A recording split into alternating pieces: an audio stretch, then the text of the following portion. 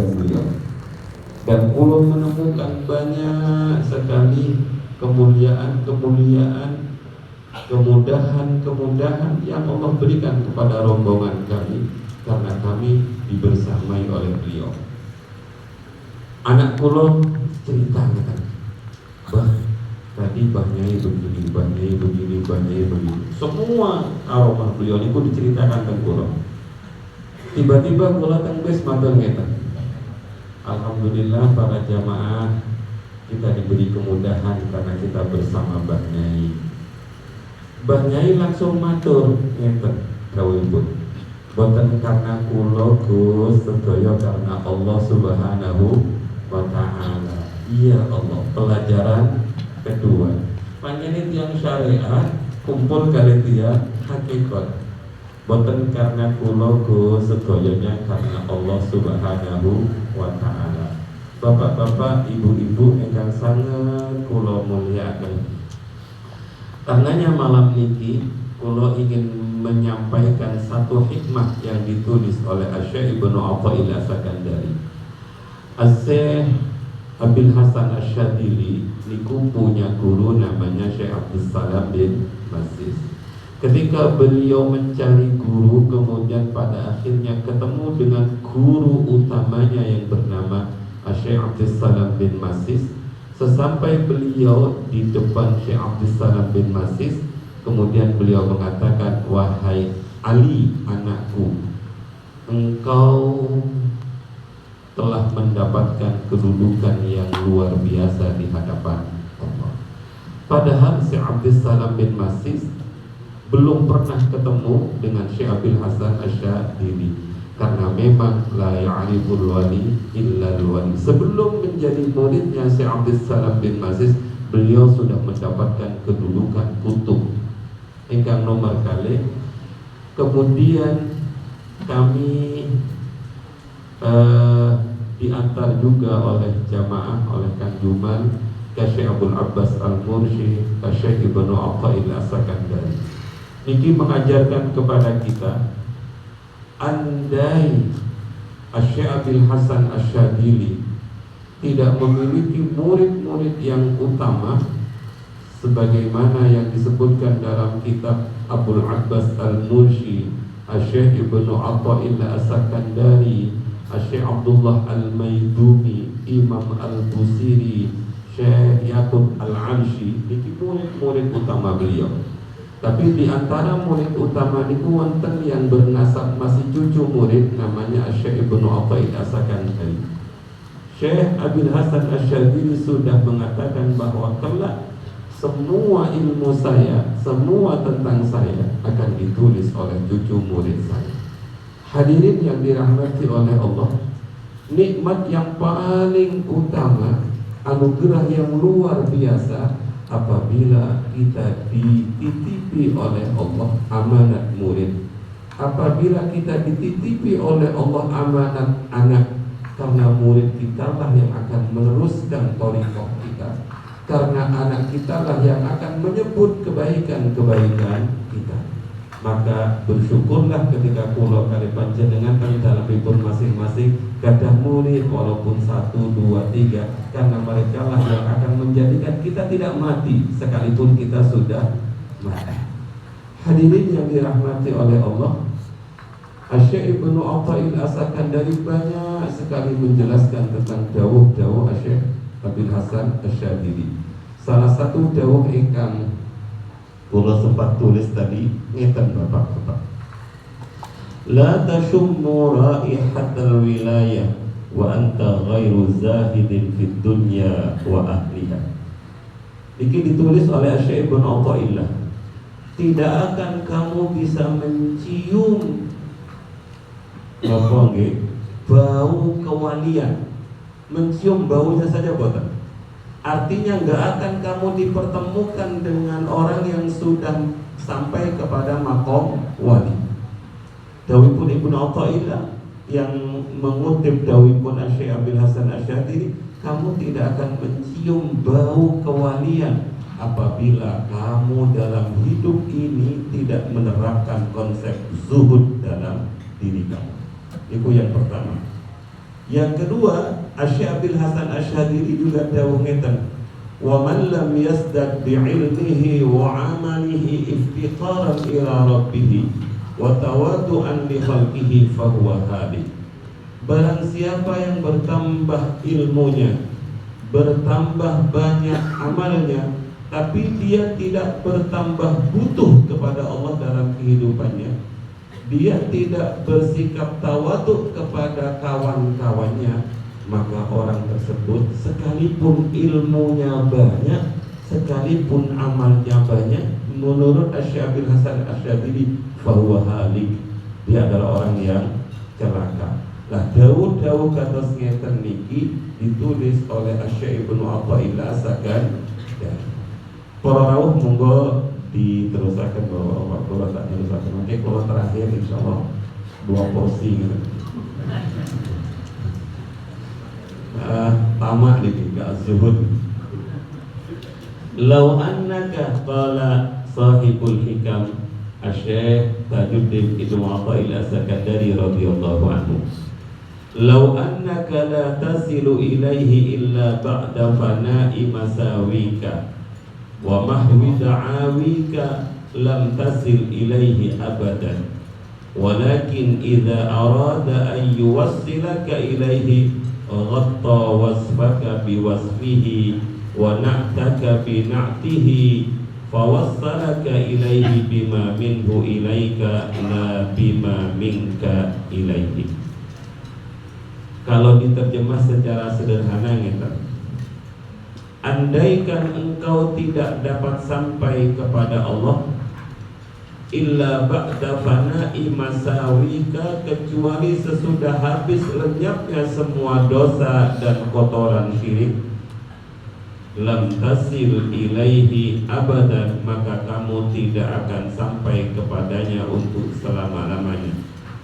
Walakin tetapi idza arada ay yuwassilaka ilaihi, kalau Allah menghendaki kamu wusul ma'rifat kepada Allah, maka ghatta wasfaka biwasfihi, Allah tutupi sifatmu dengan sifatnya Allah, wa na'taka karaktermu bina'tihi dengan karakternya Allah, fawassalaka ilaihi, maka kamu akan diusulkan oleh Allah kepada Allah, bima minhu ilaika, karena sesuatu yang datang dari Allah untukmu, la bima minka ilaihi, bukan karena sesuatu yang datang darimu untuk Allah. Para rawuh ingkang sangat kula mulyakaken, dawuhipun Syekh Hasan Asy-Syadzili ngeten, ditulis oleh muridipun. Qala Asy-Syaikh Hasan Asy-Syadzili radhiyallahu anhu, la yasilul wali ilallahi ta'ala wa ma'ahu syahwatan min syahawatihi aw tadbiran min tadbirihi wa ikhtiyaran min ikhtiyarihi. Tidak akan sampai seorang wali pada makrifat kepada Allah apabila wali tersebut masih ada syahwat, masih ada ikhtiar, masih ada tadbir. Jadi bukan karena keinginan kita bisa sampai kepada Allah, bukan karena usaha kita sampai kepada Allah, bukan karena ikhtiar kita sampai kepada Allah. Karenanya para rawuh teng salehipun ngeten, la ta'taqid ayyuhal abdu annaka tasilu ila ma'rifatillahi bitahliyati nafsika an sifatil madmumah wa takhliyatika bi sifatil mahmudah, li'anna dzalika la yuwassilaka ila ma'rifatillahi abadan, walakin i'taqid anna al-wusula ila ma'rifatillah bi maghfiratihi wa afwihi wa fadlihi wa karamihi. La ta'taqid, kamu jangan beriktikad, kamu jangan merasa yakin bahwa dirimu sampai kepada Allah karena usaha mujahadamu, karena riyadhahmu, di mana kamu berusaha membersihkan sifat-sifat hinamu, kemudian menghiasi sifat-sifat dengan sifat kebaikan, jangan kau yakini itu yang menyampaikan kamu kepada Allah. Jadi hadirin yang sangat kalau muliakan, kalau khawatir salah paham, wes gak usah beramal, gak usah mujahadah, gak usah riyadhah. Tetap kita mujahadah karena memang kita diperintahkan untuk bermujahadah, untuk riyadhah. Tapi jangan meyakini bahwa itulah yang menyampaikan kita kepada Allah. Karena itu adalah syahwat, ingin makrifat dengan amal.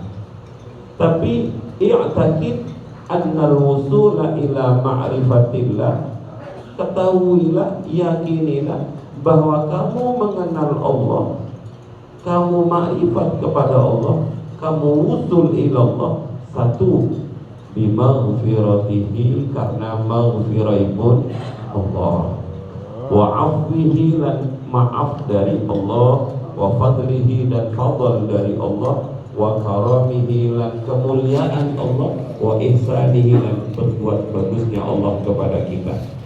Para rawuh ingkang sangat kula muliakan, ada satu kisah yang mudah-mudahan bisa mempermudah memahami ini. Imamuna Abu Habib Muhammad bin Muhammad Al-Ghazali itu pernah membuat ilustrasi ngeten para rawuh. Ada seorang pemuda fakir, miskin, ampan. Dia naksir putrinya raja. Dia ingin menikah dengan putri raja satu-satunya. Dia datang kepada raja dengan PD-nya. Kemudian dia mengatakan, maksudnya, wahai paduka raja, saya Fulan bin Fulan ingin melamar putri raja. Ini namanya tidak ngaca nih Kiwawa, tapi karena keinginannya kuat. Raja yang bijaksana itu mengatakan kalau ditolak ya kasihan, tapi tak buat syarat yang kira-kira nggak mungkin dia bisa melakukan. Kata raja kemudian begini, boleh nak, boleh kamu lamar putri saya, boleh kamu menikah dengan anak saya, tapi syaratnya mas kawinnya harus dengan permata Baharman yang ada di dasar laut. Apa yang dilakukan oleh pemuda ini? Kuat sekali keinginannya untuk bisa mengambil permata itu. Akhirnya dengan berbekal sebuah timba kecil, dia ke pinggir laut, kemudian laut itu dikuras pakai timba, bapak-bapak. Ditimbas tunggal dibuang, timbas tunggal dibuang, niki contoh kalau orang ingin mendapatkan permata, kalau dia mengandalkan timba, kira-kira ansar lah bawa permatanya. Terus ditimba, lah ikan-ikan itu ketawa-ketawa, itu belon-belon wong nimba lautan itu. Sampai kapan dia bisa menghabiskan lautan ini? Sampai umurnya habis pun tidak akan air ini habis. Tapi kemudian ikan-ikan itu matur kepada Allah, ya Allah, si Fulan sedang nimbahi laut, kalau terus-terusan ya Allah kasihan habis umurnya. Tapi dia sungguh-sungguh ingin mencari permata. Allah yang maha sayang, dengan fadl Allah, dengan rahmat Allah, kemudian Allah dawuh kepada ikan itu, hai ikanku, ambil permata itu, masukkan ke dalam perutmu, bawa keluar permata itu dari dasar laut. Setelah kamu sampai di dekat pemuda, muntahkan permata itu. Hadirin yang dirahmati oleh Allah, kemudian permata itu diambil oleh ikan itu, lalu dimuntahkan di depan pemuda tersebut. Dan dengan izin Allah, dengan anugerah Allah, dengan rahmat Allah, dengan kawelasan pun Allah, pemuda itu dapat permata. Dan kemudian singkat cerita, pemuda itu berhasil menikahi putri raja. Ilustrasi begini luar biasa yang disampaikan oleh Imam Al-Ghazali ini. Seakan-akan beliau mengatakan, kalau kamu ingin sampai kepada permata dengan mengandalkan usahamu nimbai, nguras laut itu, sampai kamu habis umurnya, laut tidak akan habis airnya, dan permata nggak mungkin kamu dapatkan. Tapi kalau kamu usaha tetap nimba, kemudian mintalah kepada Allah yang Maha Kuasa untuk memberikan permata itu, maka permata pasti akan dapat. Makanya hadirin yang dirahmati oleh Allah, jangan kau yakini bahwa kamu sampai kepada Allah itu atas ikhtiar kamu, atas mujahadah kamu, atas pembersihan terhadap karakter jelekmu, kemudian kamu isi dengan karakter baik. Tapi yakinilah bahwa usul pada Allah itu karena memang Allah yang menghendaki. Para rawuh ingkang sangat kula mulyakaken, wonten dawuh ngeten, fawusulul abdi ila ma'rifati rabbih laisa bi'amalin sa'idin minhu ilallah walakin bitafaddulin nazilin minallahi ilaih. Ketahuilah bahwa ma'rifat rusul kepada Allah itu bukan datang dari bawah ke atas. Ini namanya bi'amalin sa'idin minal abdi ilallah, karena amal yang naik dari hamba ke atas. Walakin tetapi usul kepada Allah itu bitafaddulin nazilin minallahi ilal abdi, tapi karena fadl dari Allah yang turun dari atas menuju hamba. Kalau kita makin bapak-bapak, ibu-ibu, hikmahnya kita tidak akan sombong bahwa semuanya ini adalah hada min fadli rabbi. Para rawuh yang sangat kula mulyakaken, sebagai dasar yang ditulis dalam syarah kitab niki mengambil dawuhipun Kanjeng Nabi Muhammad sallallahu alaihi wasallam. Anna Abu Hurairah radhiyallahu anhu qala, sesungguhnya sahabat Abu Hurairah dawuh, sami'tu Rasulullah, saya mendengar langsung Rasulullah yaqul, beliau dawuh, la yudkhila ahadan amaluhu al-jannah, tidak akan amal seorang hamba itu memasukkan dia ke dalam surga. Begitu Rasulullah dawuh ngoten niku, para sahabat matur, qalu wala anta ya Rasulullah. Kami tanya, ya Rasul, apakah kamu juga begitu ya Rasul? Artinya tidak akan masuk surga karena amal? Nabi menjawab, qala la, ya saya juga. Katakan Nabi, la wala ana, ya saya tidak juga. Kemudian Kanjeng Nabi dawuh, illa ayyataghammadani Allahu bifadlihi wa rahmatihi, kecuali orang itu diselimuti oleh fadl dan rahmatipun Allah. Ngeten niki bagaimana sekarang pertanyaannya, cara mendapatkan rahmatipun Allah, cara agar Allah menurunkan rahmatnya kepada kita, cara agar Allah memberi fadl kepada kita. Salah satu yang disampaikan oleh Kanjeng Nabi, sebagaimana Kanjeng Nabi mengutip dawuhipun Allah Subhanahu wa taala, dan ngeten iki disebut dengan hadis qudsi. Kula bacakan ngeten, la yazalu 'abdi yataqarrabu ilayya bin nawafil hatta uhibbahu, fa idza ahbabtuhu kuntu sam'ahu alladhi yasma'u bihi wa basarahu alladhi yabsuru bihi wa yadahu alladhi yabtishu biha wa rijlahu allati yamshi biha. Walau tidak henti-hentinya, la yazalu, ora kingsir maknanya, terus menerus hambaku itu yataqarrabu ilayya, berusaha mendekatkan dirinya kepada saya. Ini berarti kan beramal bapak-bapak, tapi bukan amalnya yang diandalkan, bukan wiridannya yang diandalkan, bukan posonya yang diandalkan, bukan sholat malamnya yang diandalkan, tapi dia terus la yazalu, terus menerus tidak berhenti, orang kingsir hambaku itu, kata Allah, yataqarrabu ilayya, mendekat kepada saya, bin nawafili, dengan ibadah-ibadah sunnah. Karena ibadah sunnah yang dilakukan secara istiqomah dan kemampuan beribadah ini juga atas anugerah dari Allah. Keinginan kita beribadah juga diinginkan oleh Allah. Datang ke peta juga didatangkan oleh Allah. Jadi kadang-kadang lucu kata Ibnu Athaillah, ada orang yang minta, ya Allah mana pahala saya, mana pahala saya. Allah akan bertanya, amalmu mana? Kamu milih tadi Allah, ya tak takut. Sing membuat kamu bisa milih tadi Allah. Junjungan ya Allah. Lah ya aku kok saya minta balasan. Makanya kata Ibnu Athaillah, cukuplah kita ditakdir menjadi orang yang bisa wiridan sudah. Gak usah mikir balasan. Ya Allah, kok gak usul-usul sih ya Allah. Mas, tahu pasal dia 25 tahun gak usul-usul.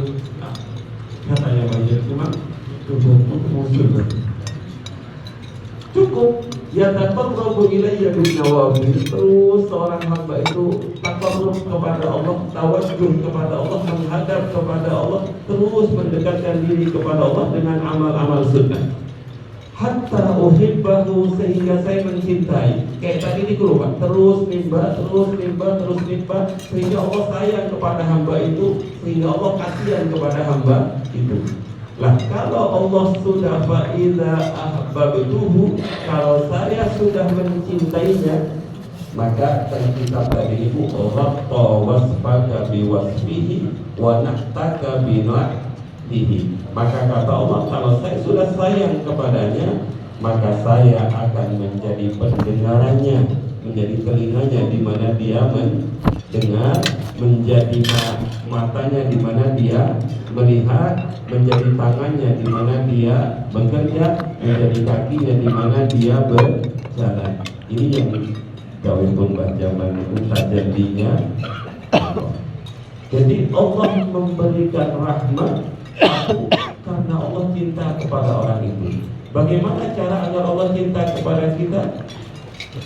Kawin pun Allah sendiri, la yazalu yataqarrabu ilayya bin nawafil. Terus menerus istiqomah melakukan ibadah-ibadah sunnah. Bapak-bapak, ibu-ibu yang sangat kula muliakan, sebagai akhir dari pertemuan yang mulia ini, wonten contoh yang disampaikan oleh Abah Enak.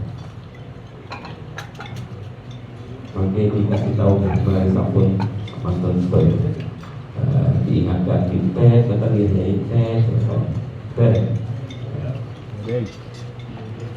wonten penjaga toko atau penjaga istana atau penjaga nopo, si tuan yang memiliki istana itu sangat dermawan.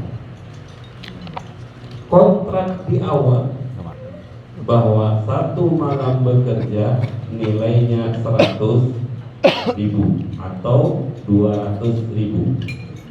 Berarti kalau 30 malam ya 3 juta nih, 3 juta. Gaji yang dia terima sesuai dengan kontrak adalah 3 juta atau minimal seperti OMR daerah, karena dia masuk terus. Kemudian karena dia terus masuk, bahkan kadang-kadang kalau kotor disapu halaman rajanya itu ada apa, pokoknya dia menjaga betul apa yang diamanatkan kepadanya. Sehingga ketika akhir bulan seharusnya pemilik rumah itu kan menggaji dia hanya 3 juta.